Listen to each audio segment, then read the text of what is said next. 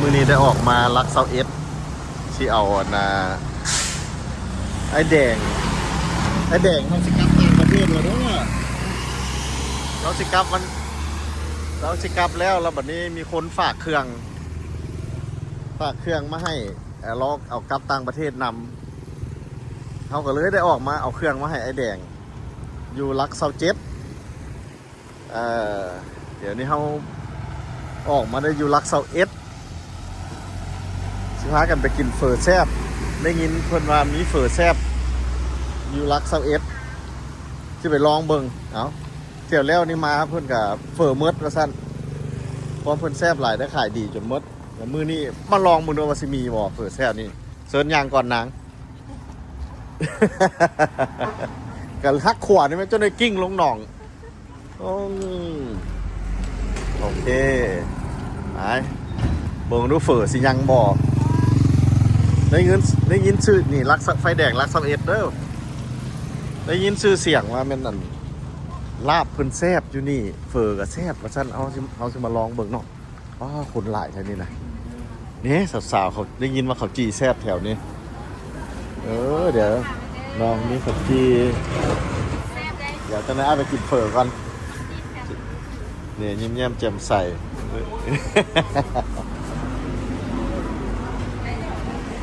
เอามากันฮะน้ำคุณเนาะกินนี่ก่อนสินะ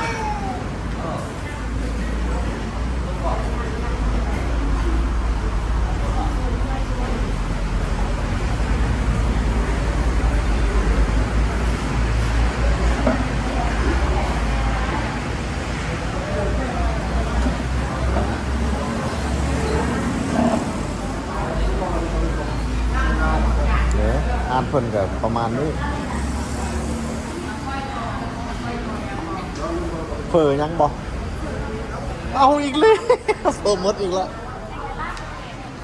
โอ้เนี่ยมาสองแม่มาสองเทื่อแล้วหมดตลอดฮะ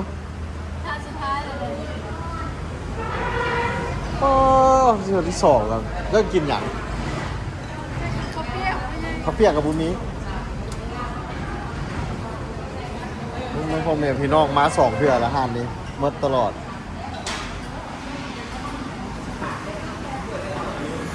หมดเลยแต่โอคักอีกแล้วไหนจนบุกินซะหน่อยโอ้หักโอ้เอาเถอะหน้าเทื่อสองเทื่อละหมดโมมีเขาจี้น้ำฝนเมิดอีกละเฟอที่ไม่เห็นบาปไอ้มาเธอที่สองเมิด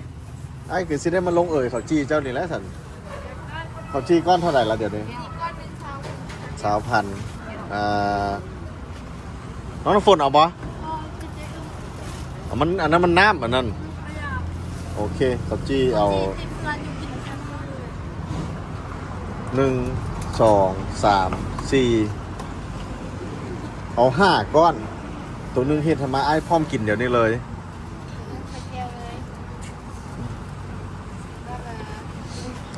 นี่เด้สาวๆมีหลายอันได้เพิ่นขายมีซาลาเปาน้ำนี่เด้ซาลาเปาก้อนเท่าไหร่ก้อนนึง13,000ก้อน13,000โอ้ยังขายถูกเนาะขายถูกอยู่3,000เขาจีก้อน20,000ก้อนละดอน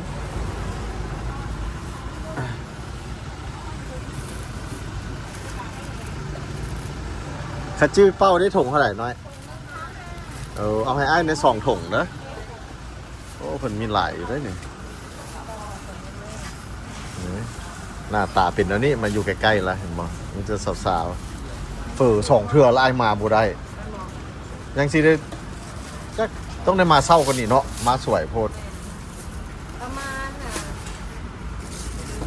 ว่าให้เกิน3 โมง 2 โมงเดี๋ยวนี้มันสิฮอด3แล้วสมบ่ยังบ่ฮอดที่3 โมงโอ้สมพอมันเบิดเนาะโอเคนี่กับใครคนละข้างเขาเป็นเย็นนะเขาจีน นะ2 ถุงปฏิหักอ้น มา อันนี้ใส่เจียวแล้วกินพอกินเลย อ้ายจะกินพร้อมเลยอันนี้เป็นเท่าไหร่ พอดี150,000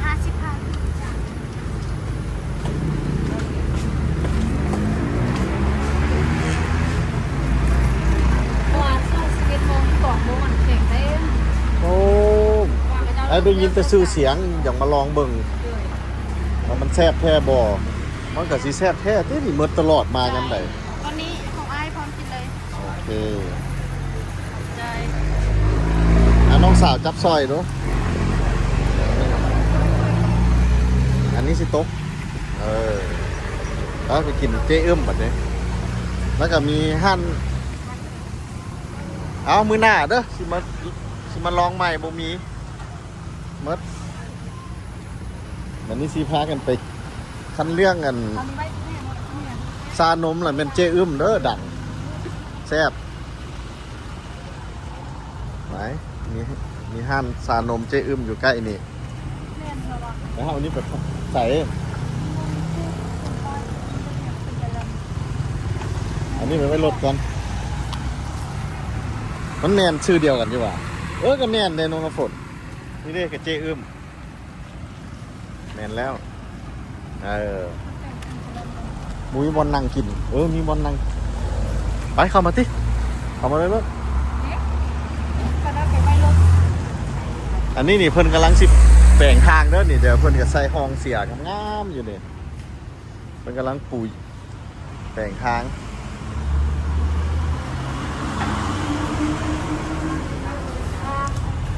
สบายดี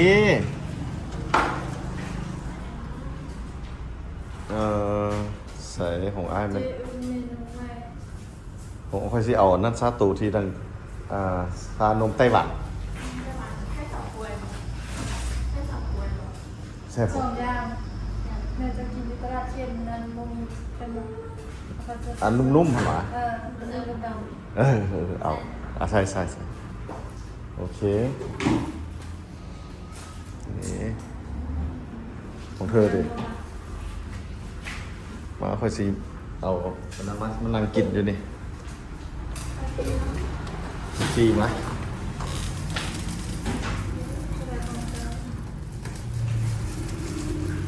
เขาเลยจีเขาอันนี้จะไปต้อนไปแดกกับพี่น้องเรา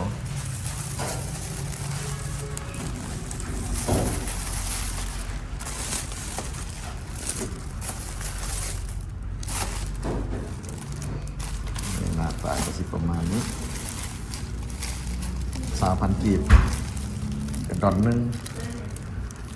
โอ้เป็นตาแซ่บให้เป็นได้นี่เด้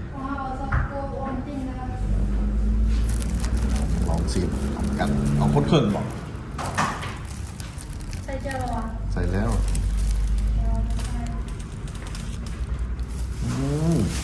แซ่บอยู่นะได้หลายคนได้ทางบัวทางลง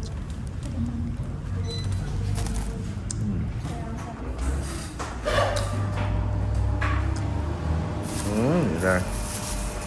ก็พอได้1ก็5,000กับพอดีเป็นดอนปลายหน่อยนึงเนาะไปหน่อยนึงงั้นไล่เงินเลยทั้ง ตั้งโต๊ะกับใส่เสาไว้ล่ะใส่กันแล้วใส่กันแล้วมี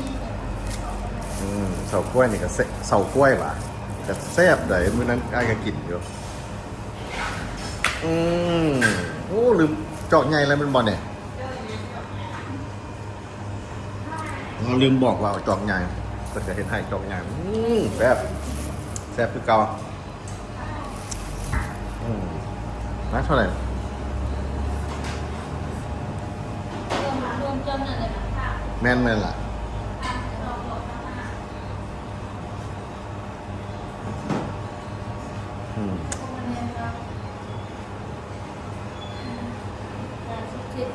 เท่าไหร่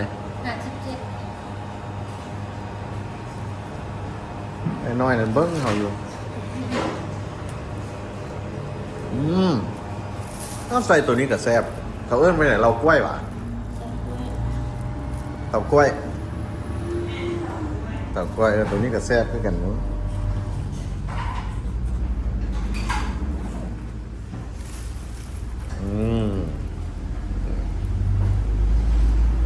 เอาสรุปเป็นของกินสวยเฮาแล้วแม่นตัวนี้นี่แม่นดอนหนึ่งกับจีเนี่ยตัวนี้นี่แม่น2 ดอน25แล้วก็ดอนปลายกับพอดีเป็น2 ดอน50ซะนี่ลั่นเช้า2 ดอน50แซ่บ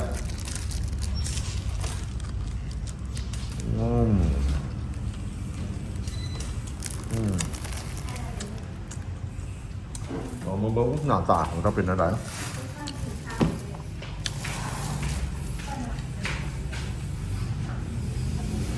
พอเนอะมันไม่อยากบอกว่าอยากเห็นบดจีกเสียบ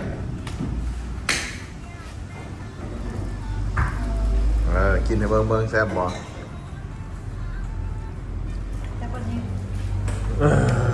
ว้าวส่วนนี้ค่อย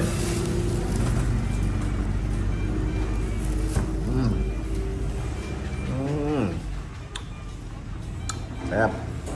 อันนี้มันอยู่แปะไฟแดงลักเซาเอสเขาอยู่นี่นะ ถ้าเห็นมีจะแล้วมาคิดว่ามันเจ็บลุง อันนี้สาขาเพิ่นเนี่ยพากลับมาเบิ่งการก่อสร้างหนทางเลข13ใต้อีกในปัจจุบันเป็นจังซี่เขาอยู่ลักได้นี่น้องฝนประมาณกะเบิ่ง ประมาณลักเซาซีนี่เด้เป็นจังซี่นี่เพิ่นกำลังตะลุมบ่อนอย่างนักนี่นะเจได้กระเฮ็ดของลินก็มีแนวแปลกบางหลายพุ่นว้าวอันนี้สิใส่อย่างแล้วเด้นี่นี่ใส่อย่างละโอ้เบื้องนั้นกำลังเอาอย่างมันบ่เป็นอย่างล่าได้มีมันครบหินครบอย่างใส่หินครบนี่บัดเพิ่นแล้วนี่บ่คักโลดนี่นะแล้วนี่เดี๋ยวนี้นี่อดเอาก้อนเดี๋ยวนี้แต่ว่ากระทางเพิ่นโลงามนี่ขี่สบาย โอ้ผู้นี้เฮ็ดจังได๋บัดนี้งัวก็มาหนทางบัดนี้อยู่ลาวนี่คันรถไปต่ำกับงัวนี่แม่นละ ถามว่าแม่นผู้ใดผิดแล้วแม่นคนผิดแล้วแม่นเจ้าของงัวเด้อผิดอยู่ลาวนะ เพราะว่า หนทางเป็นทางรถเดี๋ยวละงัวผัดบุหูจักงัวมาแล้วเอาไปต่ำงัวแล้วงัวผิดแบบนี้เขาเจ้าสิถามหาเจ้าของรถเจ้าของงัวใครเป็นเจ้าของงัวเนี่ยกับซิโบ เจ้าของงัวกับซิโบยอมหับโอ้ยฟังฝอยหลายฮอดแล้ววะ18วะหันบูแมนตีเขาเจ้าสิถามหาเจ้าของงัวรถว่างัวไผ่เพราะอยากให้ไส้เห็นนะเวลาคนนี่สิโบยอมรับว่ามันเป็นเจ้าของงัวโบอยากเสียเด้มันเป็นอันนี้เด้ออยู่นี่อยู่ลาวนะเจ้าของงัวพิษกันรถต่ำกับงัวอยู่หนทางบางทีเจ้ามัน18แล้ววะ เขาสิมาหาไอ้แดงแทนที่เราอยู่คีมทางใหญ่แต่ว่าเราการก่อสร้างคือคักโพดเราเข้าไปอยู่ในพุ่นว่าซั่นมันแม่นถือบ้านบ่ละน้องน้ำฝนแม่นเราว่าหลัก17คือว่าโอ้ไปโค้งกลับซั่นนะไก่ละนี่ทางก็เป็นประมาณจังซี่นี่เด้สิพามาอัปเดตให้เบิ่งตลอดดอกว่าความคืบหน้าเดี๋ยวหอม18เมื่อกี้เขาขี่ไก่ได้โค้งกลับคืน เพื่อนกำลังตะลุมบ่อนแปลงทางกันอย่างนักไอ้แดงก็อยู่บ่ได้ไปเข้าไปอยู่ทางในพุ่น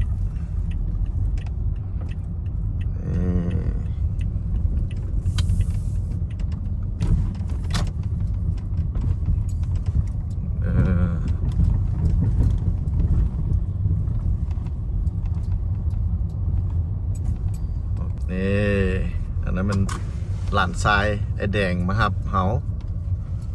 เข้ามาถึงหอมแล้วสี่แยกเนี่ยเราได้เลี้ยวซ้ายสี่แยกอันนี้เขาอยู่นี่หลักเสาเจ็ดเด้อนี่นะเห็นเพิ่นประกาศขายดินหลายเดี๋ยวสิไปถามให้ว่าเพิ่นขายดินขายจังใดกันอยู่แถวนี้เป็นธรรมชาติแม่เขียวงาม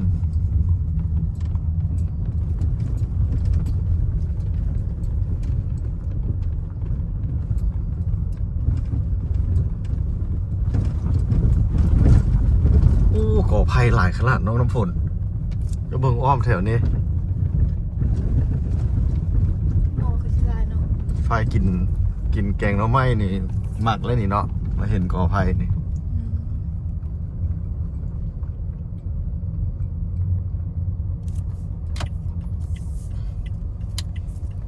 อ้ายาตัวรถเด้ อายุยามฝนนี่ยามฝนก็เป็นอย่างสิแหล้ว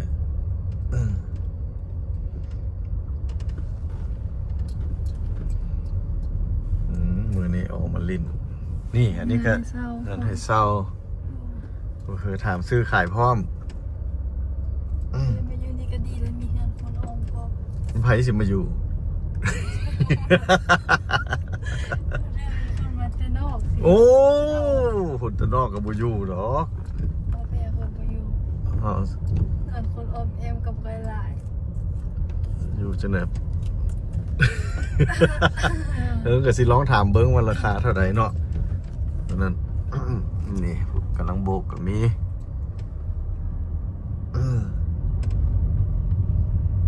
โน้ห้องแถวอ่ะ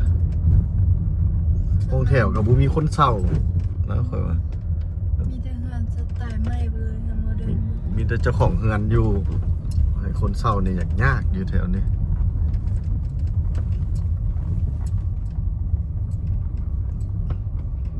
ได้ฮอตแล้วฮอตแล้ว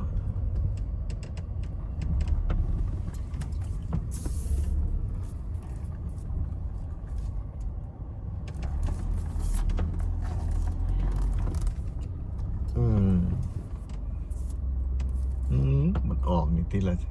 ไม่ลองออก หลังออกลูกเดียว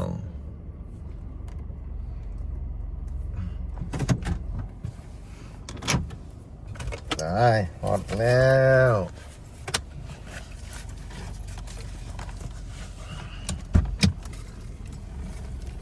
เจ้าคุณเจน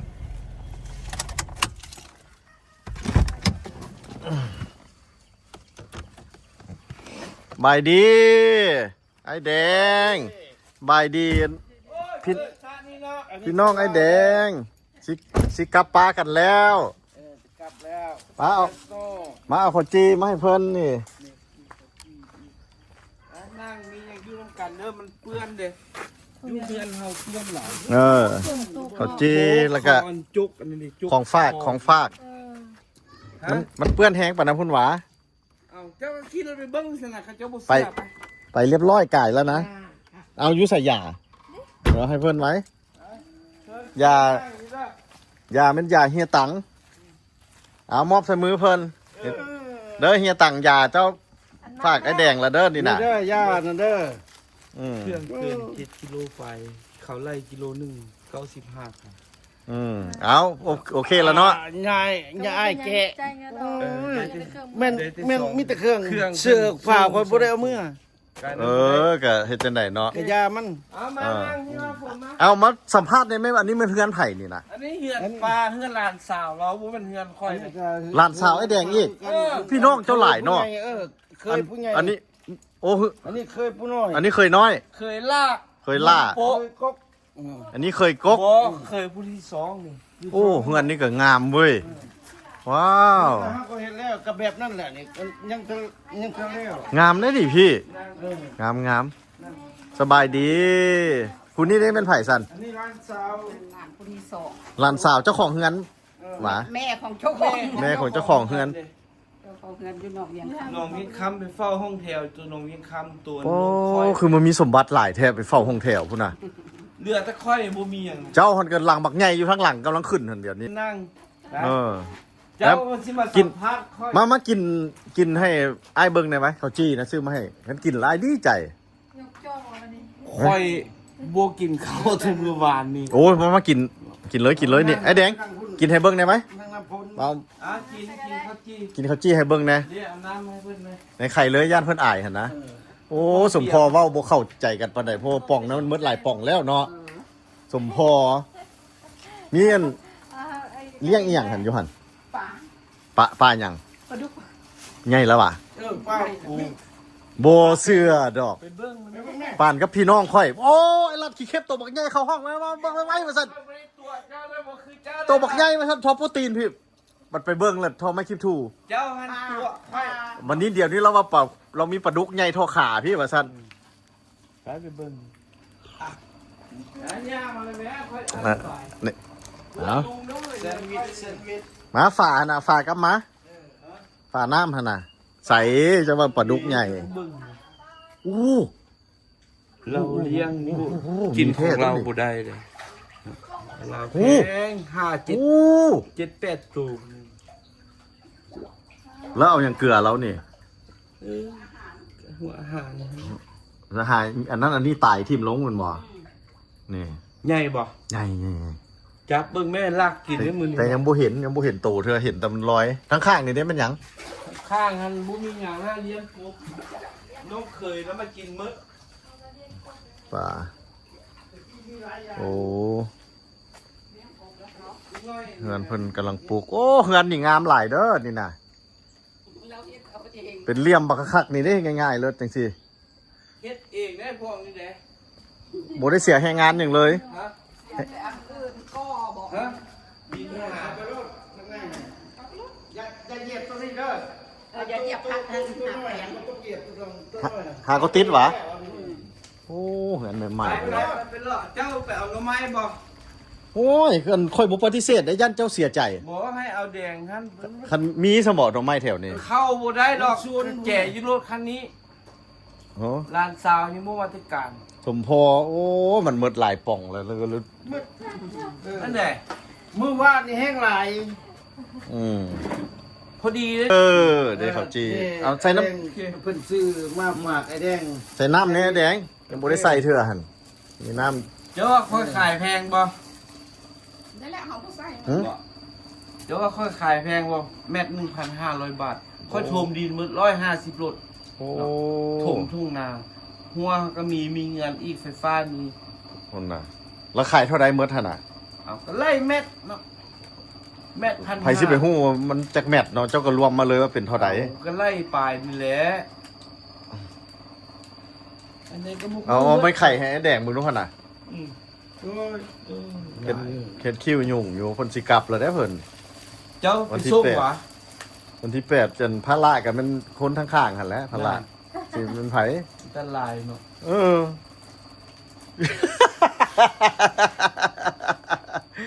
กับลูกหลานนั่นแหละไปส่งนี่น่ะ เนาะ เออ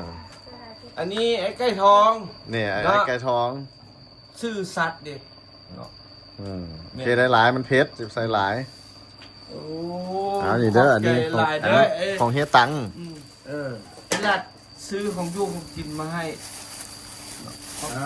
ใจ ที่ปจีปาเต้แซ่บ ของไอ้รั รั กใจดี รักเซาเอฟ ฝากว่าที่ได้ออกเมื่อวันที่8 โอ้โหดีแต่ห้องสี่ยังดีเนาะ นี่ มุกตกใจ คันแม่นไอ้ตุลีเลยแม่นแซ่บๆแต่แม่นไอ้แดงเนี่ย ครับ ไอ้แดงบ่อยากเว้าซ้ำรอยผู้อึเขาอีกคักๆว่า แต่ ซั่น ว่าอย่างนั้นข้าเจ้าโทรมาว่าจุดเจ้าอยู่ใส่สั้นนี่ยังเกาะเขาว่าบ้านยังเกาะ บัด อืม อันนี้ป้านี่นะเอ้ยเมียนี่นะผู้นี่นะ เอ้ยเมีย ก็หลานเราคือเก้า อืม เขาก็ว่ามาปีหน้าแล้วมันอยู่น้ำเขาพี่เขามีเฮือนงามเนาะแต่ว่าแท็กซี่อยู่บุอยู่คิดไปคิดมา อืม อืม อ๋อเบิ่งแถวนี้เขียวงามทิวทัศน์งามกันเฮือนปลุกใหม่โอ้หลังบักใหญ่ไปเฮือนเพิ่น ส่วนเขาเป็นไงทางขึ้นเดียวอยู่แหละแถว อยู่เพิ่งโผล่มือตอนบ่าย โอ้หมดเงินหลายเนี่ยนะ เอาที่ขายให้100,000 บาทเท่าไหร่ อืม แก้วให้